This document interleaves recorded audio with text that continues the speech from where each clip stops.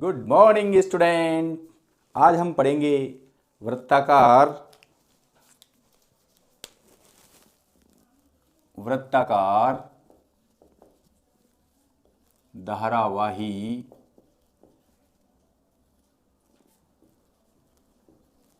कुंडली के केंद्र से होकर केंद्र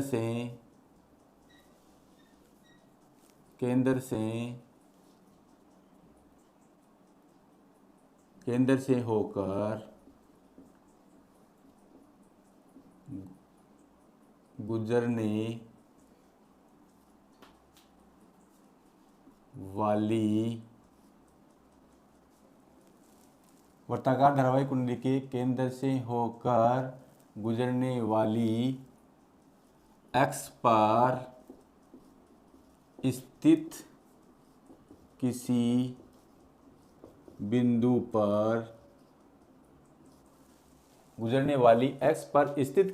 पर चुंबकीय क्षेत्र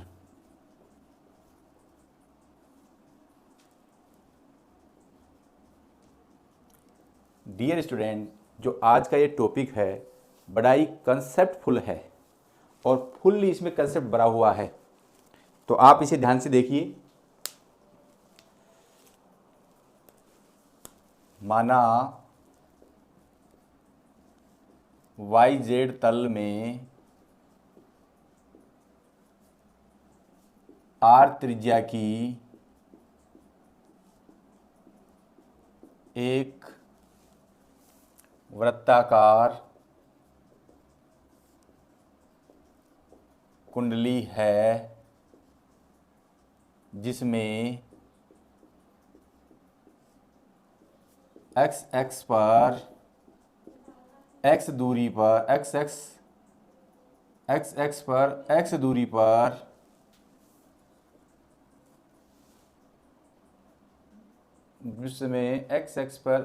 पर चुंबकीय क्षेत्र ज्ञात करना है। थोड़ा सा ये गलत हो गया है। माना YZ तल में R त्रिज्या की एक वर्ताकार कुंडली है जिसमें I धारा प्रवाहित हो रही है, जिसमें I धारा प्रवाहित हो रही है। के x पर x दूरी पर चुंबकीय क्षेत्र ज्ञात करना है।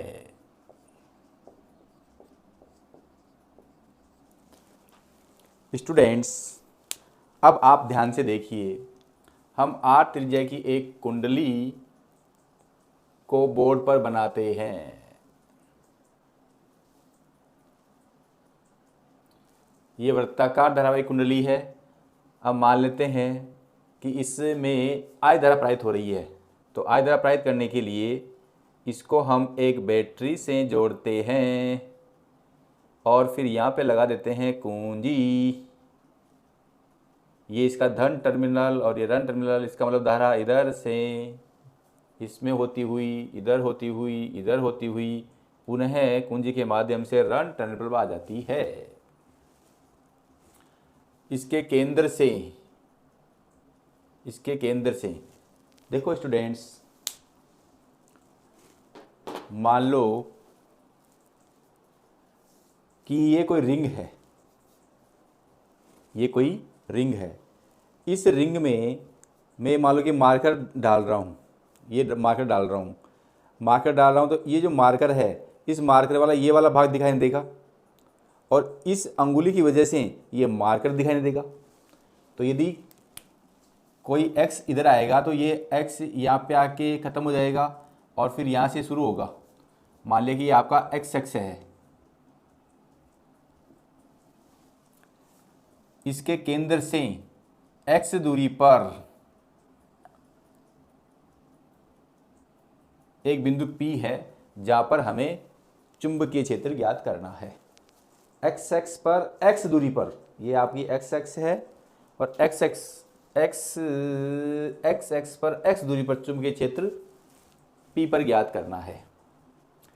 देखो यह ध्यान दीजिए,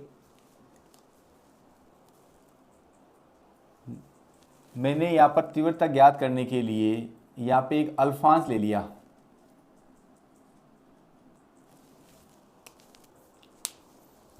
यहाँ पे एक अल्फांस ले लिया,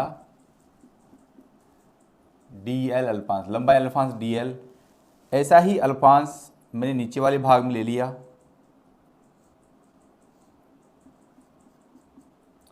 डी एल अल्फांस। इस अल्फांस के मध्य बिंदु से, ये थोड़ा सा मामला जमा नहीं, ये अल्फांस थोड़ा यहाँ से लेते हैं अपन, और इस अल्फांस को भी हम यहाँ से लेते हैं। इस अल्फांस के मध्य बिंदु से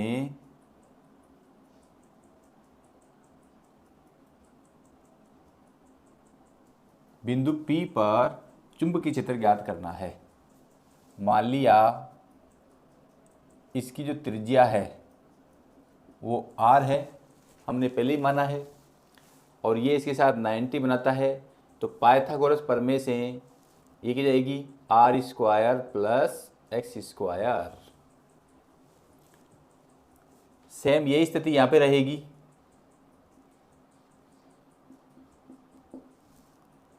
इसको थोड़ा और आगे बढ़ाते हैं, स्थिति क्लियर हो जाएगी। तो यही स्थिति यहाँ पे रहेगी,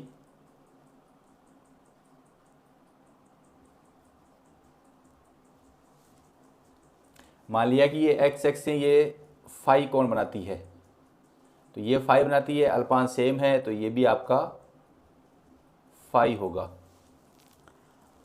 अब जो मेन समस्या आती है वो ये है कि इस अल्फांस दूरी, जो मान लो कि ये अल्फांस की दूरी यहाँ पर बिंदु M है, या अल्फांस ये है MN है, और ये अल्फांस MX NX है, तो अल्फांस MN दूरी ये मान लेते हैं O है, ये वाला बिंदु O और ये बिंदु OX।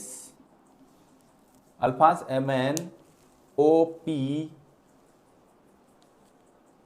अल्फांस MN OP से कितने डिग्री का कोण बनाता है?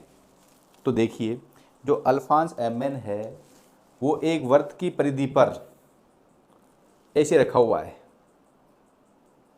जैसे यहाँ पे रखा हुआ है यूं, यहाँ पे रखा हुआ है यूं, यहाँ पे रखा हुआ है यूं, यहाँ पे रखा हुआ है यूं। अब ये अल्फांस यूं रखा हुआ है इसके ऊपर, तो ये जो रेखा, ये जो ओपी रेखा ये वो यूं आएगी, तो ये जो ओपी रेखा है वो अल्फांस के साथ में, ओपी जो रेखा है वो अल्फांस के साथ में 90 डिग्री का कोण बनाती है। देखो ये चाहे अल्फांस यहाँ हो तब भी 90 डिग्री, इधर होगा तब भी 90 डिग्री, इधर होगा तब भी 90 डिग्री, इधर होगा तब भी 90 डिग्री। ये अल्फांस कहीं भी रखा हुआ हो, ये जो अल्फांस से ओपी जो एंगल बनाएगी वो कितना बनाएगी 90 डिग्री। दूसरी चीज़ इसमें ये आती है कि ये ओपी और अल्फांस MN की वजह से चुंबकीय क्षेत्र की दिशा किधर होगी। जब भी हमें चुंबकीय क्षेत्र दिशा निकालनी हो तो जिस बिंदु पर चुंबकीय क्षेत्र निकालना हो अपने दाहिने हाथ की अंगुलियों को उधर कर दीजिए और अंगूठे को विद्युत धारा की दिशा में कर दीजिए। अंगूठे को देखो विद्युत धारा इस दिशा में रही है, अंगूठे को विद्युत धारा की दिशा में कर देंगे, तो जो ये हथेली का पंजा है उसके लंबवत चुंबकीय क्षेत्र होगा। यदि मैं अपनी अंगुलियों को जिस बिंदु पर चुंबकीय क्षेत्र निकालना है उसकी ओर कर दूं, अंगूठे को विद्युत धारा की दिशा में कर दूं, तो हथेली का पंजे के लंबवत विद्युत क्षेत्र होगा। तो यहाँ पर इस रेखा के लंबवत विद्युत क्षेत्र यहाँ इस प्रकार आएगा आपका, ये विद्युत क्षेत्र DB1 मान लेता हूँ। अल्फांस समान है तो विद्युत क्षेत्र भी इस अल्फांश की वजह से और इस अल्फांश की वजह से समान होगा। ऐसे ही फिर यदि मैं अंगूठा इसकी दिशा में करूं तो इस दिशा में अल्फांश इसके लंबवत होगा और वो ऐसे आएगा और वो भी क्या होगा dB1। अब इसके बाद में मैं क्या करता हूं कि ये बिंदु P पर एक अभिलंब की रचना करता हूं।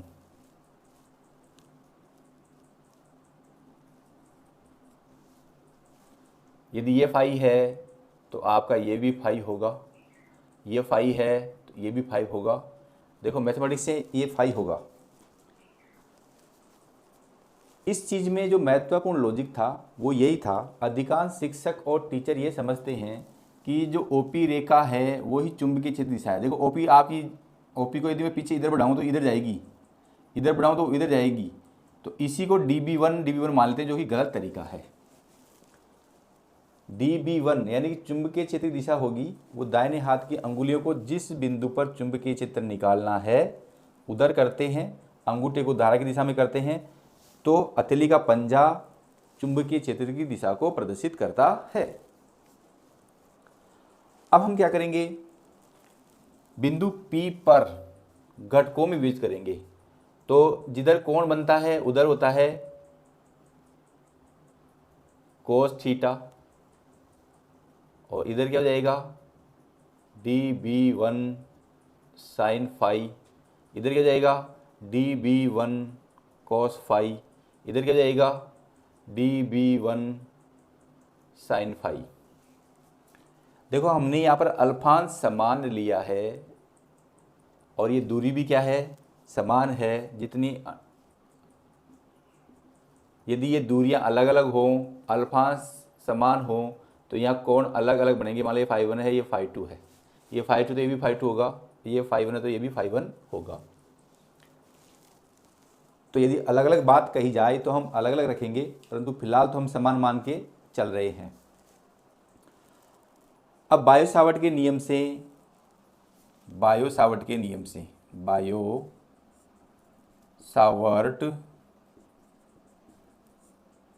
नियम से चुंबकीय क्षेत्र dB होता है μ0/4πIdl sine theta upon r²।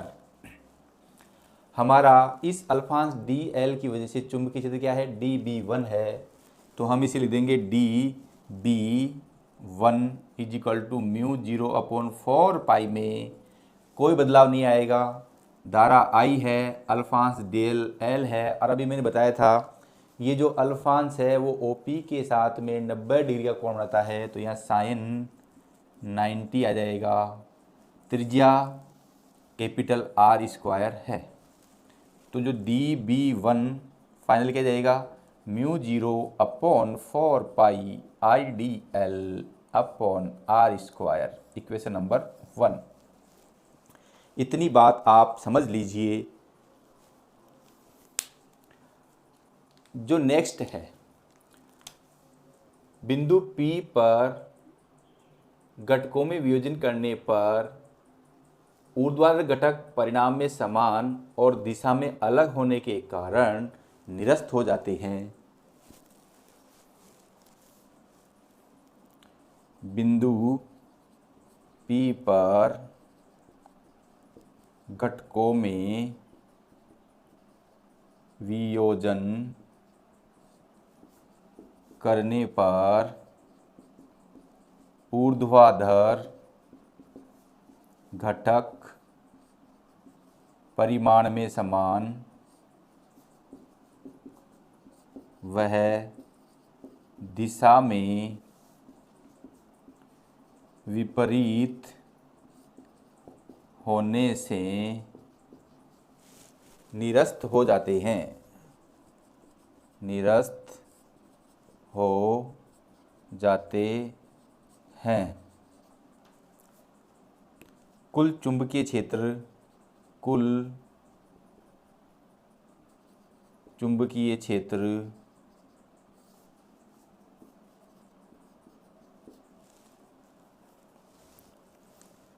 37 घटकों का योग होता है। क्षैतिज घटकों का योग होता है। तो कुल चुंबकीय क्षेत्र यदि डी बी है, क्योंकि हमने छोटा अल्फांस डेल एल लंबाई के कारण कुल चुंबकीय क्षेत्र डी बी होगा, और वो कितना जाएगा, d b one sine phi. दोनों पक्षों का हम इस्तेमाल कर दें तो डी बी यानी कि कुल चुंबकीय क्षेत्र के लिए, कुल चुंबकीय क्षेत्र के लिए, कुल चुंबकीय क्षेत्र के लिए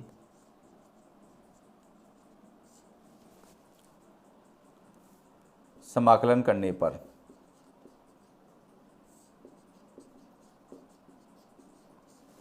इधर जाएगा d b equal to d b one sine phi.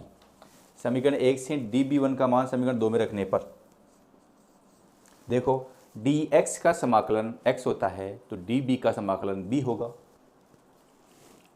अब आप इसका स्क्रीनशॉट ले सकते हैं।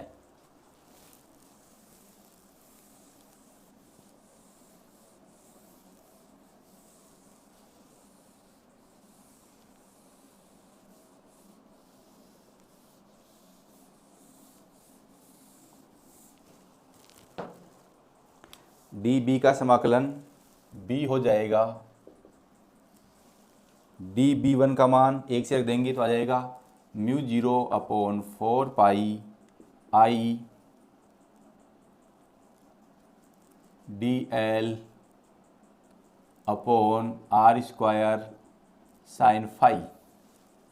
ये आ जाएगा समीकरण 1 वह 2 से।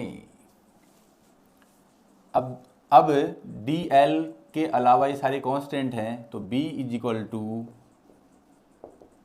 Mu 0 I/4 pi r square sine phi d L.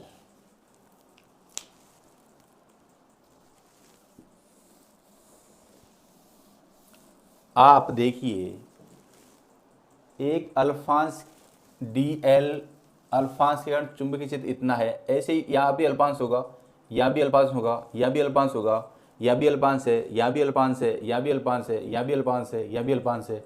तो इन समस्त अल्फांसों की दूरी कितनी जाएगी, जो परिधि होगी, परिधि कितनी होगी इसकी 2 पाई आर। तो समाकलन डीएल क्या हो जाएगा 2 pi r mu 0 I/4 pi r square sine phi 2 pi r, चूँकि integration of d l is equal to 2 pi are.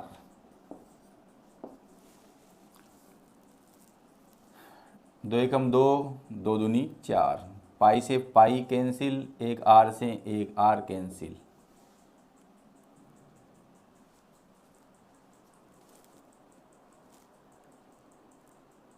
एक चीज़ अपन ने गलती कर दी कि जो अल्फांस से बिंदु P पर दूरी under r plus x square विद्युत क्षेत्र की तीव्रता निकालनी थी, वो यहाँ आ जाएगी r square plus x square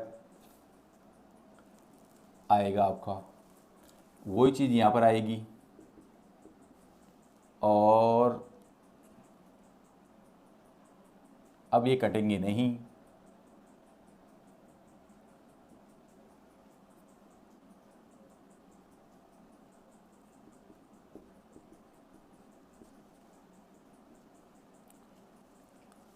दूसरा देखिए इस चित्र में साइन के सामने जो बोला लंब और ये कर्ण, तो साइन फाई की वैल्यू क्या जाएगी, लंब बटावा कर्ण। लंब कितना है त्रिज्या और कर्ण कितना है under root r square plus x square. तो यहाँ b इजिकल टू हो जाएगा आपका mu 0 I/2 r square plus x square, और ये वाला r यहाँ लिख देते हैं। साइन फाई की वैल्यू कितना जाएगी r/रूट r square plus x square. तो B is equal to mu zero I r into r, r square हो जाएगा 2, 1 प्लस 1/2, आधार समान है तो पावर जुड़ जाएंगी, 1 आधा और 1 डेढ़, जिसको हम लिखते हैं 3/2। ये हो गया समीकरण नंबर 3। प्यारे विद्यार्थियों, वृत्ताकार धारावाही कुंडली के केंद्र से गुजरने वाली एक्स एक्स पर स्थित किसी बिंदु P पर चुंबकीय क्षेत्र आपका इतना आएगा। अब इसकी स्थितियां हैं। केस नंबर फर्स्ट ये है कि ये बिंदु P केंद्र पर स्थित हो। केस नंबर फर्स्ट, जब बिंदु P केंद्र पर स्थित हो।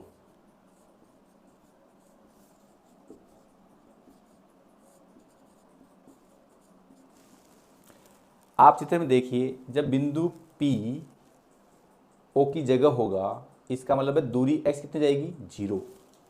अर्थात जब बिंदु P x केंद्र पर स्थित होगा तो x बराबर क्या हो जाएगा, 0। तो समीकरण 3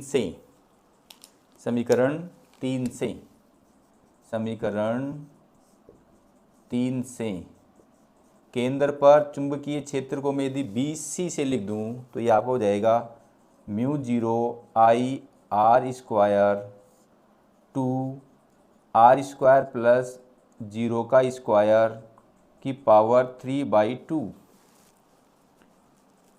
तो ये मेरा आ जाएगा BC is equal to mu zero I r square 2r² की पावर 3/2। ये 2 से 2 कैंसिल हो जाएगा, तो mu zero I r square 2r³, ये r² से r³ r टाइम कट जाएगा, r² से r³ r टाइम कट जाएगा। तो फाइनली केंद्र पर चुंबकीय क्षेत्र क्या हो जाएगा, mu zero I upon 2r, mu zero I upon 2r। यदि यहाँ पर कुंडली में फेरों की संख्या n है तो केंद्र पर चुंबकीय क्षेत्र कितना हो जाएगा, mu zero equal to n mu zero I upon 2r। और यदि हम चाहते तो यहाँ भी लिख सकते थे, यदि कुंडली में फेरों की संख्या n हो तो केंद्र से x दूरी पर स्थित x एक्स पर चुंबकीय क्षेत्र B is equal to capital N mu zero I r square upon 2r² plus x की पावर 3/2। ये आपका हो जाएगा इक्वेशन नंबर 4। अब आप इतना स्क्रीनशॉट ले सकते हैं। केस नंबर 2 है, जब बिंदु P परिधि पर स्थित हो। जब बिंदु P परिधि पर स्थित हो,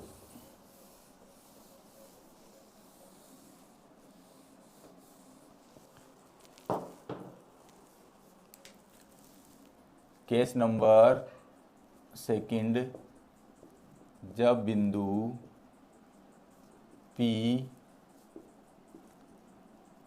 केंद्र पर जब बिंदु P परिधि पर स्थित हो।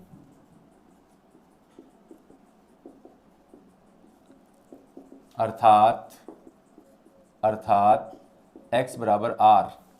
तो समीकरण 3 से B इज इक्वल टू, यदि मैं इसको परिधि को सरफेस ले लूँ या सर्कमफ्रेंस लूँगा तो C आएगा, इसलिए सरफेस ले लेता हूँ। तो ये आ जाएगा म्यू जीरो अपॉन 4 पाई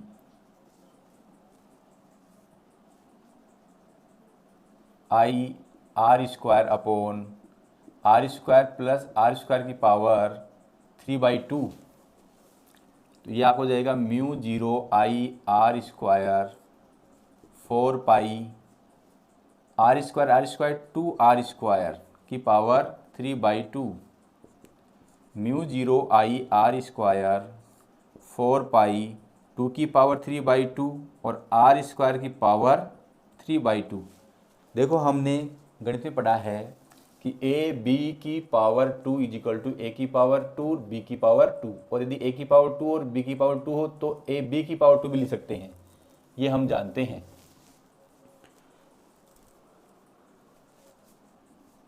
तो mu 0 I into r square 4 pi, इसको मैं लिखता हूँ 2 अंडर रूट 2, 2 की पावर 3/2 लिखता हूँ 2 अंडर रूट 2, इसकी पावर 1, इसकी पावर 1/2, 1 प्लस 1/2 3/2, और ये 2 से 2 कैंसिल हो जाएगा, आर क्यूब आ जाएगा, आर स्क्वायर आर क्यूब से आर टाइम कैंसिल, तो ये आपका जाएगा mu 0 I upon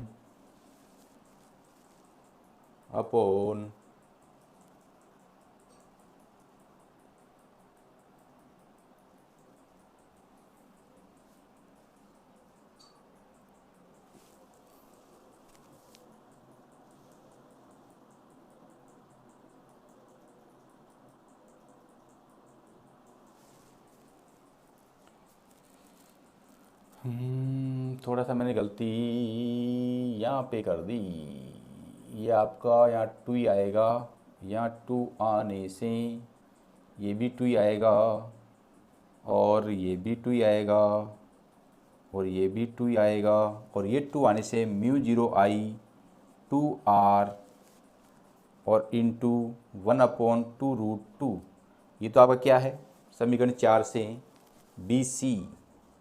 B C upon 2 root 2, चूँकि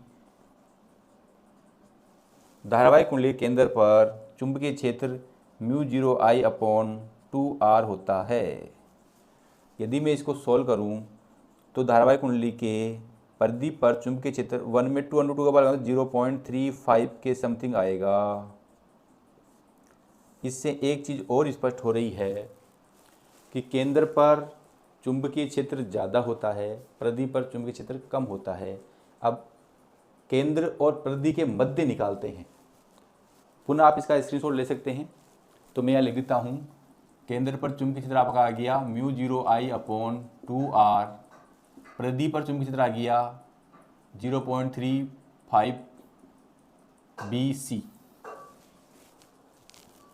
अब पुनः आप इसका स्क्रीनशॉट ले सकते हैं। तीसरा केस है, जब बिंदु P केंद्र और परिधि के मध्य स्थित हो, अर्थात x बराबर r/2।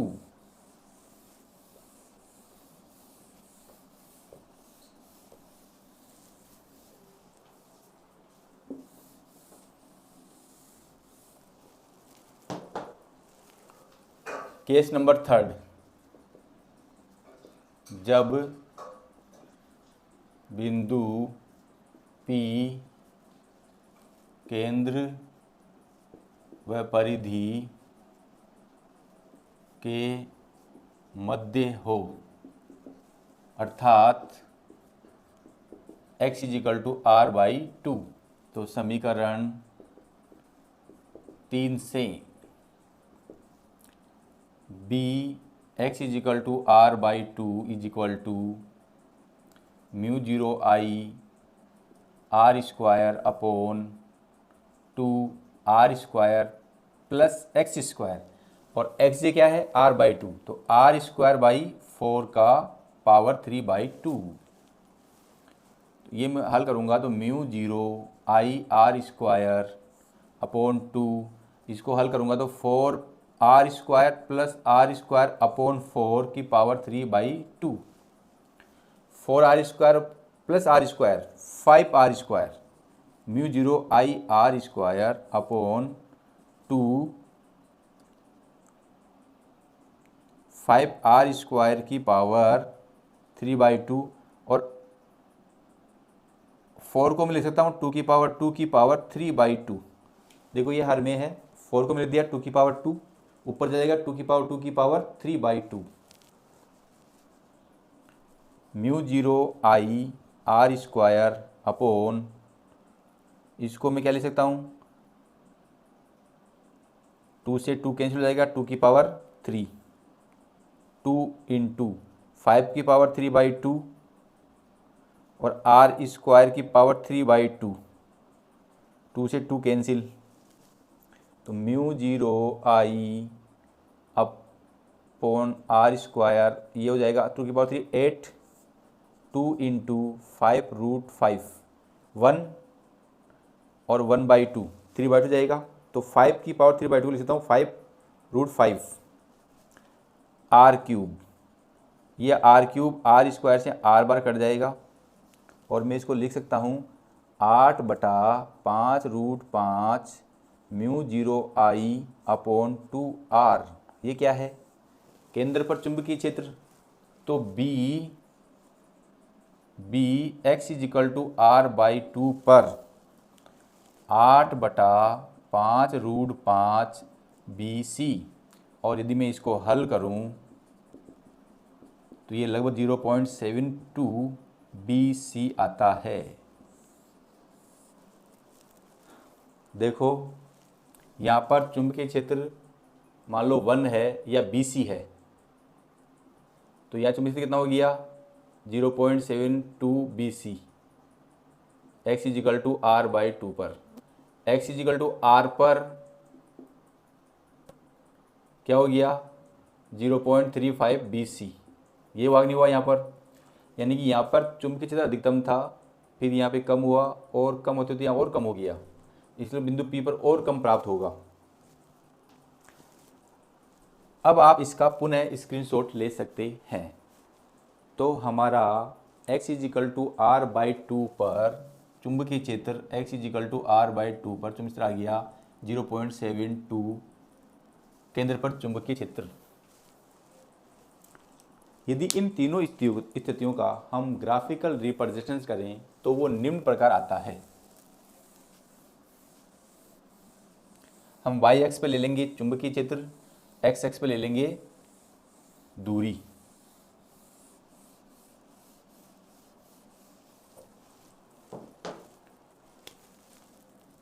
दूरी वह चुंबकीय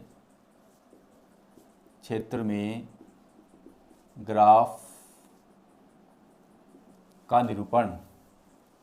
तो मैंने ये ले लिया आपका y अक्ष और ये ले लिया x अक्ष, ये हो जाएगा XO x dx, YO y dx। मान ला कि अधिकतम चुंबकीय क्षेत्र BC है।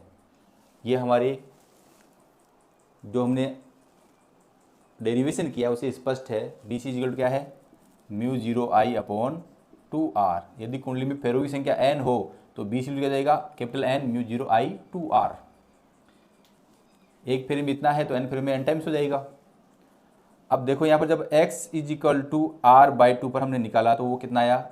7/7.2 आया, और जब x = r पे निकाला तो वो इसका आधा आया, यहाँ से आया। तो यानी कि ग्राफ आपका यूँ आएगा, इसका ग्राफ आपका यूँ आएगा। और ये से यदि हम इधर जाएं तो यहाँ पर -r/2 और -r, यानी कि x = तो ये भी कैसे आएगा? सेम ऐसे ही आएगा, क्योंकि ये y अक्ष के प्रति क्या होगा? ग्राफ सममित होगा। y अक्ष के प्रति ग्राफ क्या होगा? सममित होगा। अब x = r/2 मान लो बिंदु P2 है, x = r/2 मान लो बिंदु P1 है। तो यहाँ पर जो बिंदु P1 और P2 हैं ये नति परिवर्तन बिंदु कहलाते हैं, क्योंकि यहाँ पर मान न तो अधिकतम है और न ही न्यूनतम है। तो निष्कर्ष ये निकलेगा कि P1 P2 नति परिवर्तन बिंदु हैं। P1 वह P2 नति परिवर्तन बिंदु हैं। मैथ के बच्चे इस चीज़ को जब वो मैथमेटिक्स में अधिकतम और न्यूनतम मान देखते हैं तो ये वर्ड वहाँ काफ़ी यूज होता है, नति परिवर्तन बिंदु।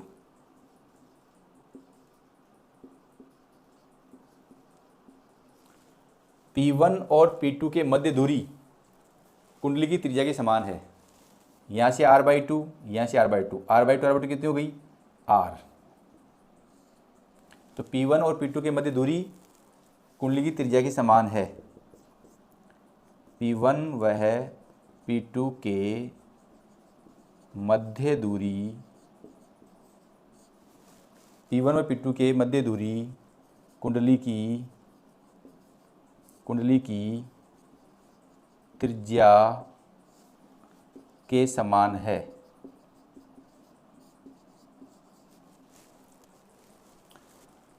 आप इसका स्क्रीनशॉट ले सकते हैं।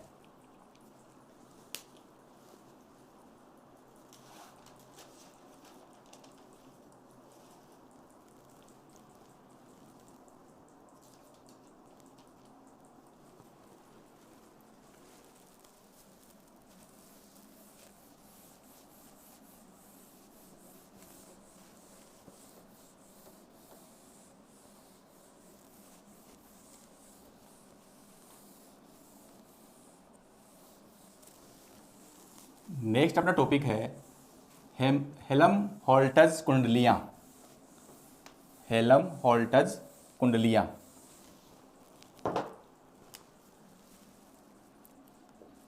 हेलमहोल्ट्ज़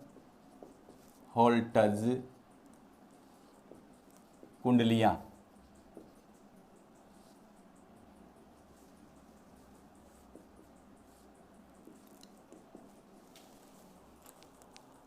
दो समान अक्षीय तथा समान त्रिज्या की कुंडलियाँ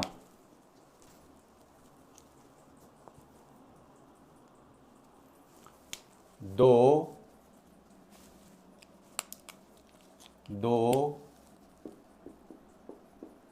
समान अक्षीय तथा समान वृत्ताकार कुंडलियाँ जिनमें समान परिमाण तथा समान दिशा में आई धारा प्रवाहित होती है। दो समान अक्षीय तथा समान वृत्ताकार कुंडलियाँ जिनमें समान परिमाण तथा समान दिशा में आई धारा प्रवाहित होती है, जिनके केंद्रों के मध्य दूरी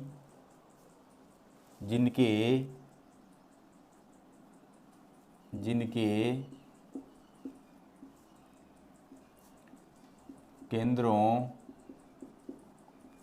के मध्य दूरी उनकी त्रिज्या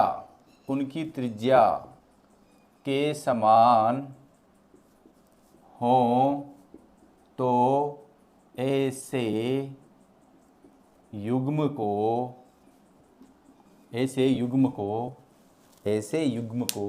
हेलमहोल्ट्ज़ कुंडलियाँ कहते हैं। हेलमहोल्ट्ज़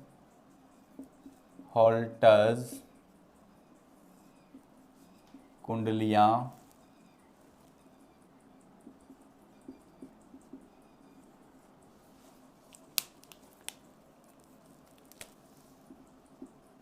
कहते हैं। अब आप सोच रहे होंगे कि जब उनका अक्ष समान हो और समान वृत्ताकार कुंडलियाँ हों जिनमें समान परिमाण और समान दिशा की धारा प्रवाहित हो, जिनके केंद्रों के मध्य दूरी उनकी त्रिज्या के समान हो, यानी कुल मिला के सारा ऑल ओवर समान समान समान समान, तो ऐसी स्थिति जहाँ होती है वो उन्हें कहते हैं, हम ऐसी कुंडलियों को क्या कहते हैं, हेलमहोल्ट्ज़ कुंडलियाँ। और इन कुंडलियों का उपयोग हम करते हैं समान चुंबकीय क्षेत्र प्राप्त करने के लिए। तो इनका उपयोग हो जाएगा,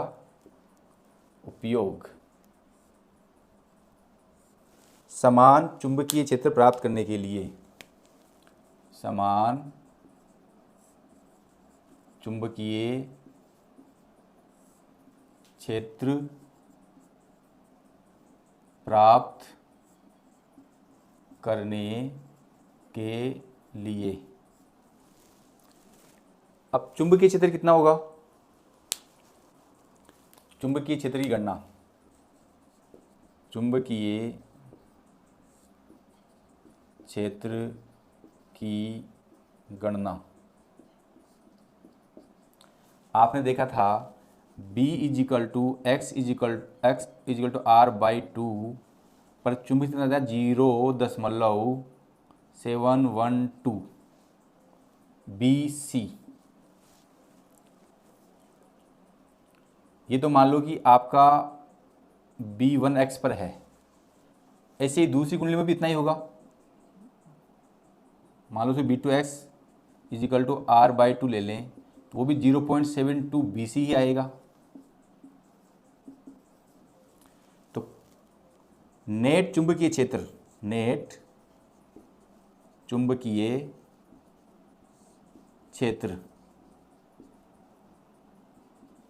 B1x प्लस B2x बराबर 0.72 BC प्लस 0.72 BC, तो ये आपका हो जाएगा 4 7 14 BC।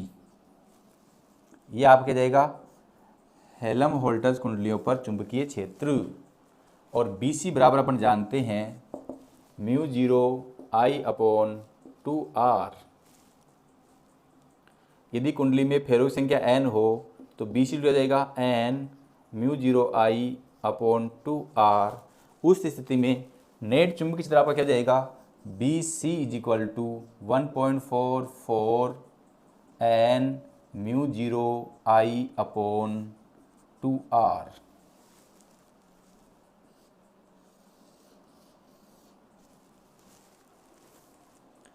अब आप इसका स्क्रीनशॉट ले सकते हैं। आप मेरे वीडियो को अधिक से अधिक देखें, इसे लाइक करें, इस पर कमेंट्स करें, और कोई कमी हो तो सब्सक्राइब करने के साथ साथ में कमी की बात भी लिखें, तो मुझे इसमें सुधार करने का मौका मिलेगा और आपको और अच्छा समझने का कॉन्सेप्ट मिलेगा। Thank you.